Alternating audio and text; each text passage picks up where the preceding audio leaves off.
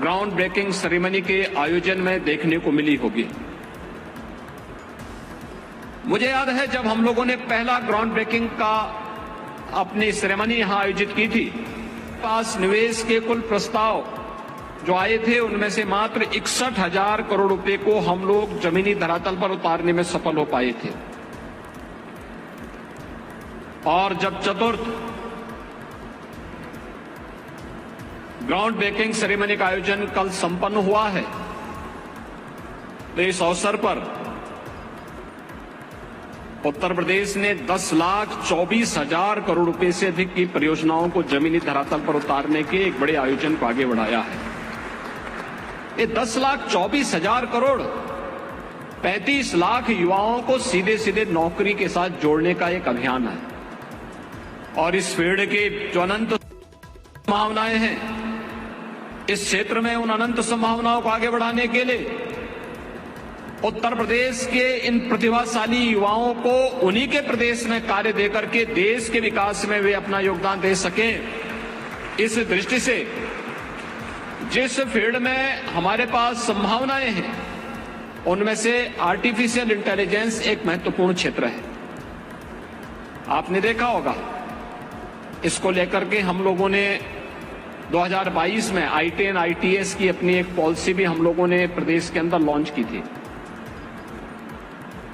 इस फील्ड में पहले से जो लोग कार्य कर रहे थे, आज यूपी डाटा सेंटर का एक हब बनने जा रहा है।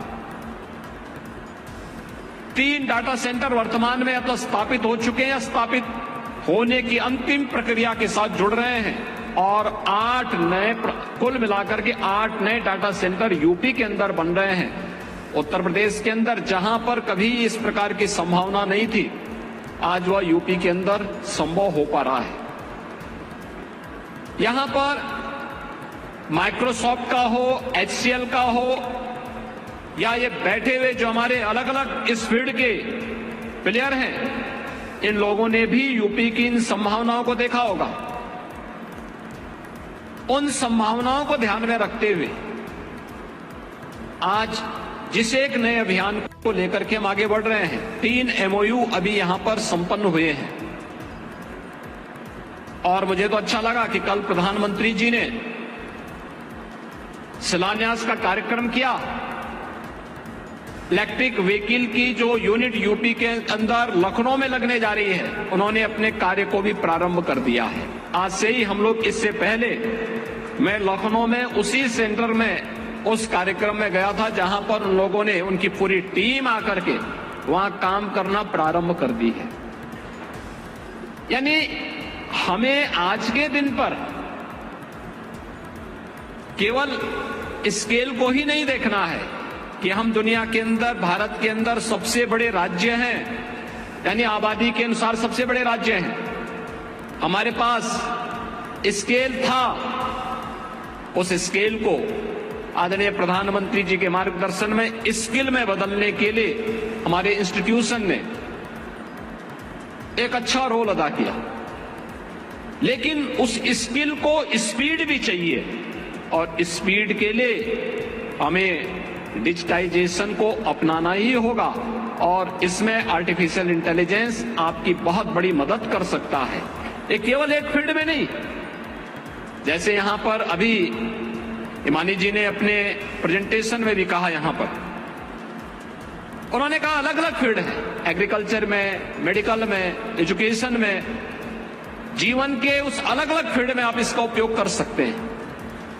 ये तो उपयोग करने वाले पे निर्भर करता है कि वह किस रूप में इसको लेता है।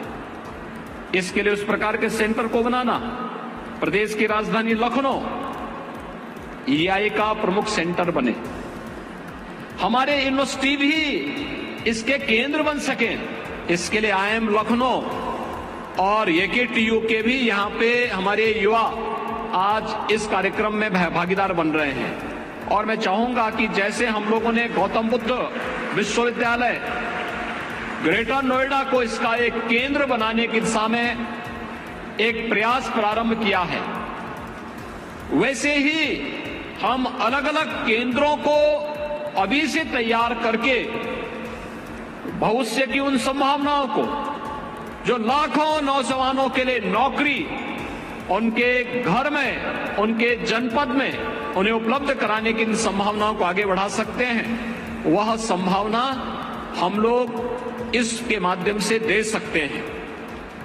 कार्य को और आसान कर सकते हैं। बहुत आसान हो चुका है। तकनीक का उपयोग करते करके कितना बड़ा कार्य हो सकता है, हम लोगों ने पिछले 7 वर्ष के अंदर देखा है। कैसे सुशासन के लक्ष्य को प्राप्त किया जा सकता है, डिजिटाइजेशन उसमें कैसे बड़ा रोल अदा कर सकता है। हम लोगों ने पिछले 7 वर्ष के अंदर उत्तर प्रदेश के अंदर प्रधानमंत्री जी के मार्गदर्शन में उसे लागू करके उसको एक कॉमन मैन को लाभान्वित होते हुए देखा है। यही उत्तर प्रदेश था जिस उत्तर प्रदेश में 2016-17 तक लोग भूखों मर रहे थे। हमसे जुड़े रहने के लिए हमारे YouTube चैनल को सब्सक्राइब करें और नई वीडियो की नोटिफिकेशन के लिए बेल आइकॉन को दबाएं।